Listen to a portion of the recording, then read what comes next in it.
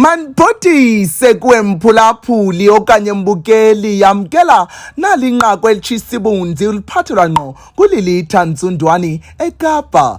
Khumbula lo vimba kasekezelwanga nakweliphi na igumbi okanye iziko leendaba kodwa nalitolo lithi rhabula apho ungafinci. Masikawule siwarhuqa mawethu senjenje sixhaphaxhaphisile sinye sezikhululo esingungqa phambili kwezasekuhlaleni Zibonele FM 98.2 kumaza omoya. Sibizela uluntu kwintlanganiso yokuchubelana nebhodi yabaphathi yaso ngoLwesihlanu womhla we-15 kule yekhala kuzotandalaziswa ikhwelo lika#SaveZibonele FM bevakalisa okokuba abanakuzibeka phantsi iintambo zesisikhululo bengalwanga. Akuntsuku zatywala ke iZibonele FM isandula ukuba ngundaba-mlonyeni kumakhasi onxibelelwano, bambi belenyelisa eliqonga, bambi belinika iwonga ngokungquzulana nesikhululo sika-SABC esinkqenkqeza kwilizwe jikelele umhlobo wenene FM ngokudibene nokungaboni ngasonye ngenkqubo nabasasazi. Ngenene luphumile uluntu kuquka ooceba, abaphathi kumaqembu ezopolitiko, oonyawontle nabahlali ngokubanzi esibathwisileyo esisithwakumbe benxanelwe ingxelo eselubala. Xa kanye ndingena kwintlanganiso, isithethi besiphimisela ngelithi makwenziwe amatiletile endlela eyaphambili itshaywe isaqhuma ukusukela ngomgqibelo womhla we-16 kule yekhala. Makuqale indlela yokubana sibheke phambili. Ifuneke siyovala ofisi ye-ICASA siyovala khona. Ifuneke siyovala ofisi kaminister. Xa uminister engenakho simamela nangona siyozama ukuqhagamshelana naye.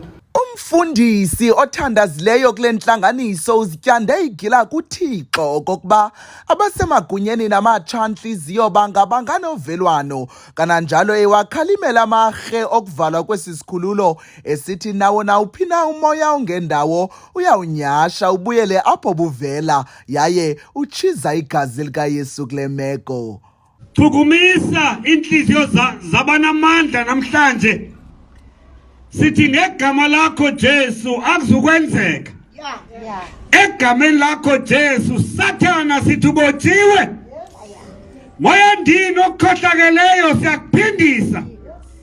Back to sender right now. In the name of Jesus. I sprinkle the blood of Jesus in this situation. Kwavele kwacaca kokuba ndingomfundi weendaba kuphela, nto nje ndikwayiyo nentatheli. Toza kuthi ndidlele indlebe nabantu ababini kuba bahlomle ngeemvakalelo zabo kwesi sehlo.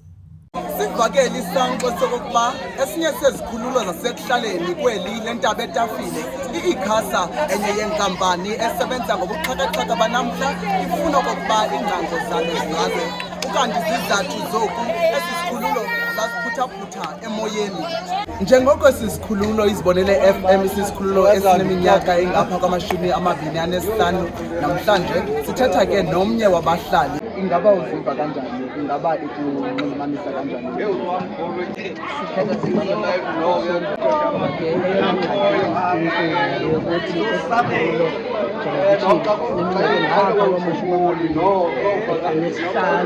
Nto leyo ebonisa into yokokuba kudala kusetyenzwa, kudala kuqhutywa, kudala kuluncedo nalapha ekuhlaleni. Ngoku siva ngokungathi ngoku simuncwa umphefumlo kungatsho, ngoba sithe sisabukile futhi kumnandi sibona futhi inkqubelo isenziwa sisikhulula. Ngoku siva ezi ndaba, ngoku siziva zizindindi. Ucinga okokuba yintoni wena okanye ngawaphi amanyathelo anothi athatyathwe to resolve this matter? Ndicinga okokubana mna yoniwa kukuthetha kodwa sengalungiswa kukuthetha. Njenge-regulatory body ICASA ndiyacinga into yokokuba noko ebenokhike abuyele esithebeni sengqondo khona ukuze ke akwazi ukubonisana nesikhululo ngokunjalo eseleso izidingo zabahlali. Ekugqibeleni yinto yabahlali umbuzo uthi ukuba ngabe uzawuvala le ikhavarisha ikhayelitsha nezi areas zona zingapha kuthi aba bantu bonke beza communities mabalifumane kulwana. Alright ke mbukeli sibambe ngazizo zibini phaya kumhlali ephefumla malunga nokubaluleka kwesi sikhululo. Sithetha nomnye womfundisi obalaseleyo kweli laseKapa ozathi aphefumle nayo kokuba uziva njani ngale nyewe. Mfundisi, ingaba i-radio Zibonele ibaluleke ngantoni ekuhlaleni? Masibulele kakhulu. Ibalulekile kakhulu i-radio Zibonele, more especially ukhona nomlenze we-religious apho ke sikhoyo khona singabefundisi nalapho abantu esiqonda ukuthi baza-affecteka abanye kunzima baye ezicaweni because bayaphangela emisebenzini yabo. So nasilapha e-radio Zibonele bayalifumana ithuba loba bakwazi bavuseleleke emoyeni wabo. And number 2, it's going to affect even abantwana abantu abaphangela apha. Ihlonile ukuthi njengabefundisi inhlungu yomuntu omnyama ngamanye amazwi lena.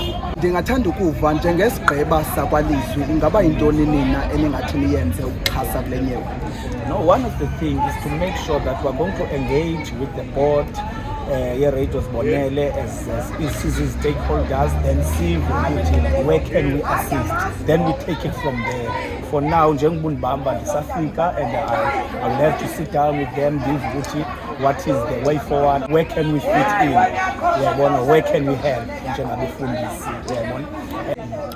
Ngomnye ke lowo wabefundisi ababalesileyo kweli leKapa ephefumlo kokuba inegalelo elibaluleke kakhulu i-radio Zibonele kungoko ke beza kwenza imigudu nabo okokubana zingavalwa ingcango zesi sikhululo. Enye yenkokheli ophele ngelithi esisikhululo asifelanga sakho saqala eTyotyombeni sifavanywa zimvula yaye nomphathi waso uphuma kule ngingqi yasekhayelitsha eyona ibalaseleyo nangophuhlo ke ngoko bayobe bazinqikela ilitye linembovane ngokubachukumisa eqinisekisa ngelithi abaphathi basezibonele FM bangaxhali abazimelanga ngenqayelangeni kwesisehlo ukuhlala kukulungele ukuhlasela nabo. I-radio station eqale eTyotyombeni kunetha. I remember kuba ngikhansila ngandi-interviewa kunetha. Le radio station iqashe abantwana abayi-64. uMawanda yi-product yasekhayelitsha ye-KYDC ongumanager apha. Bazasiphatha emanyeni kuba kaloku ikhayelitsha ke yiyona community development. Bazasiphatha emanyeni kuba kaloku ekhayelitsha siyawazi umcimbi. Le into ayizuba political ndithetha as ukhansila weGood. Uminister ndithetha naye ngoku ndiyamxelela ubana mamelani kwizindawo nihleli kuzo asuzuvalelwa radio Zibonele.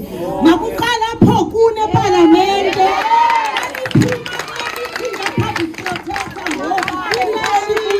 Ndibanani noMawande isibize siyikhayelitsha asizobhubhayo koqala ekhayelitsha. Zeba sijonge ke bayazi ubana siyawuvala ikhayelitsha. Sithathe izikipa zethu sizibeke phaa sidibane sibe yimbumba. Ngalo mazwi Mawanda baby yakho le siwene ayo baby yakho siqalile ke ngoku ke thina sizawuhamba ngenyawo lonwabo kodwa le radio station ngolosithathu izabe isasaza abantwana abaphangela apha bazabe bephangela. Mandithathe lithuba ndibulise nami bazali ndingulibheni ngokwatyana. Mna andifuna uphosisa ngoku udla ngothi esiXhoseni amade ngawetyala. Abantwana bakumakwethu bazawuphelwa sisonga within 6 days. Ngoku mna andirhaleli ndingumntu ke okhaya khangele xa ndibona uba iinzame zenziwe zafeyila ndikhangele indawo enesilonda enza ndizawunyathela kuyo kufakale emlungwini. Enkosi ndigqibela ndizoyi-explain enye nenye. Apha sizothi singumzi kaSanko if esi sitishi sesabahlali kuza kufuneka i-regional office ka-ICASA ibone loo nto. Ayikho ke Maqabane into ethi izinto zilungiswa ngencwadi yodwa. Kuzawufuneka sile kule vekzayo kwi-ICASA office. If uzibonela uyavala, u-ICASA makakhabe vala. akazukwazi uvula ikhasi bizibonela ivalile. Singabahlali ke sithi sizawudibana nazo zonke ezi-organization sijonge usuku kule vekzayo indlela siyothi kwi-ICASA khawukhaba uvala uzibonele njengevalile uvule xa evulile. Maqabane nizawubonakalisa apha ke imigaqo namanyangaza nabantu amane ukuthi hayi izibonele yabahlali.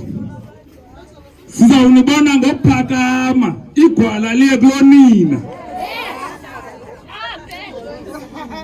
Igwala kufuneka liye kulonina kule game nothi kudala in 7 days. ICASA la 7 days ibibekile siyibekele 7 days ivale maqabane. Manditsho ndithi kamnandi mawethu xa kanye ndisithela mna Lilitha Ntsundwani obekwenzele le ngqokelela yendaba kwikapa lodumo. Mandilibophe bomofu ke elinqaku ngoshiqelelo kwimibuzo ebithe yaphoswa ngabahlali kule ntlanganiso ze abaphathi baqukumbela benjenje. Okokuqala mhlambi mandiyicelele uxolo kubahlali ii-owners ze-community radio station le. Into basideske sifikelele kule meko. Imeko ebuhlungu kakhulu, izolo simke apha estation go 12 o'clock midnight. But go 3 ekuseni besesivukile because ucinga into ba abantwana babantu abaxhomeke kwesi station bazawuthini.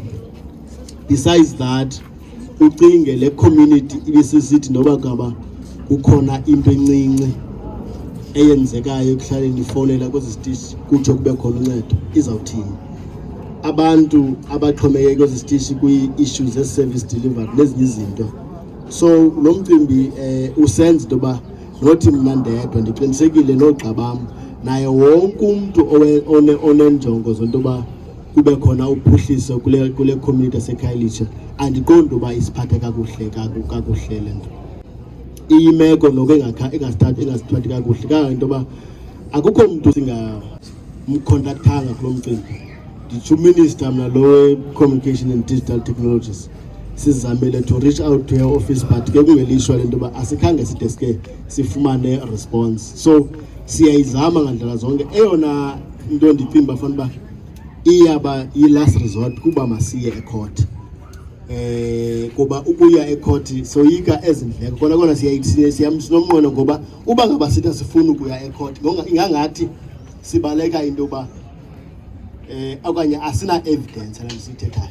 But ecourt ke akuthethwa nje ufuna uthetha uthi uba ngaba ndibhatele imali naliphepha elithi ndibhatele imali. Uba ngaba ndiyifakile application nazi into ndandiyifakile application. Sinomnqweno oyenza loo nto. Into nayo ke kuya kunyanzeleke into yoba kube khona izinto ezisepokothweni. I-application yethu siyisubmitile sasiyisubmitile kunyaka ophele saphinda sayisubmita nangoku.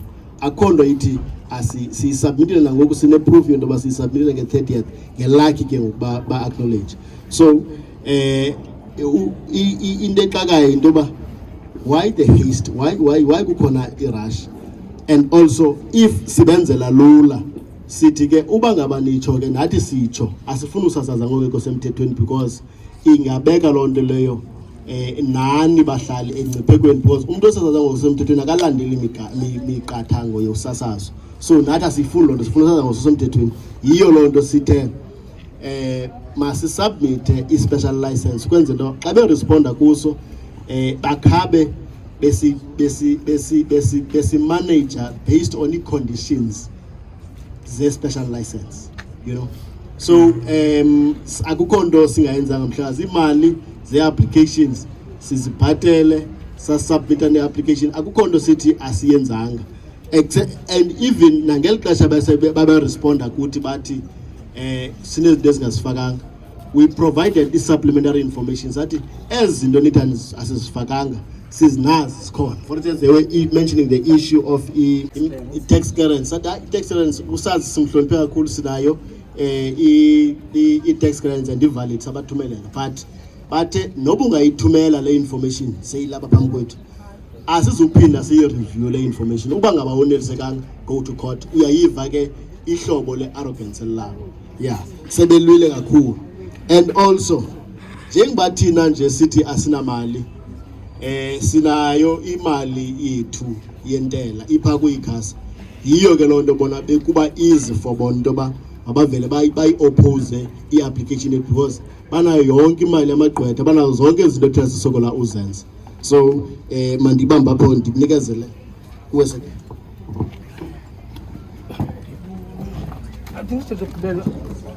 Isithethe sokugqibela ubuza ukuthi abanayo ne-option naye fine xa mhlawumbi becinga uba kukhona okurongo okwenzekileyo. Takuthi asikwazi ukuyiphendula leyo because I don't think uba aba bantu bazimisele ukusebenzisana nezi radio station, ngoba uba bebenayo loo nto ngebesinikile loo option ke fine, siyazi uba sibhatala ifine mhlawumbi kwityala elo singalaziyo as well.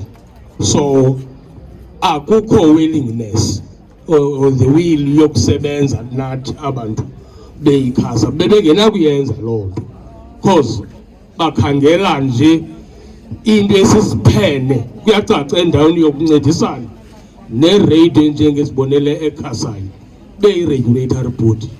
Sithi ke ayizovala esibonele nasengagala nwarhuqa bekwe-program of action singu-KDF sithi zonke i-stakeholders zalapha ekhaya elitsha ngomso ngo-10 o'clock apha ePenny Center masiyohamba siyoqulunqa seyibopha phaa ukwenzela sikhombe umkhombandlela ukuya phambili nendawo. Lo myalezo sininika wona namhlanje i-meeting yayizolo. Nifumana i-phone call namhlanje nje ukuba noma lisidla ngokubhalela ileta ibiya kufika nini xa sinibhalele ileta. Siqonde iyakufika kudala icebo masinifonele. So sicela uxoloke ukuba nikhathazekile uba sinifonele. Asidli ngokwenza njalo kodwa lo myalezo sininika wona i-meeting yayizolo. Emveni kwala meeting siye sahlala enye meeting namagqwetha. Ngoku silapha amagqwetha abhizi wona. So sicelela uxolo kuloo ndawo. Asikuko nokuba ukhona abantu besifuna ubatsiba nto nje yazi ka uqinele nengqondo zininzi izinto ezilolo uye uthi nobe bekufanele bomcinge ekuqala mhlawumbi angene mva njalo njalo. So sicelela uxolo loo ndawo kodwa sibulele into bani lapha, iyona nto siyibulelayo leyo. Njalo nje nenkxaso yabahlali bebonke nabo bangekhoyo basemisebenzini balapha kodwa ngenhliziyo. Siyalisabela ke elikhwelo, siyayibulela loo nto intoba ngomso ngo-10 ngomso ngomgqibelo ngo-10 sabe sidibene e-training center ne-stakeholders. I-program of action iza kuphuma phaya apho sizawuphelela khona. Sawuphelela eCentury City kwii-offices ze-ICASA.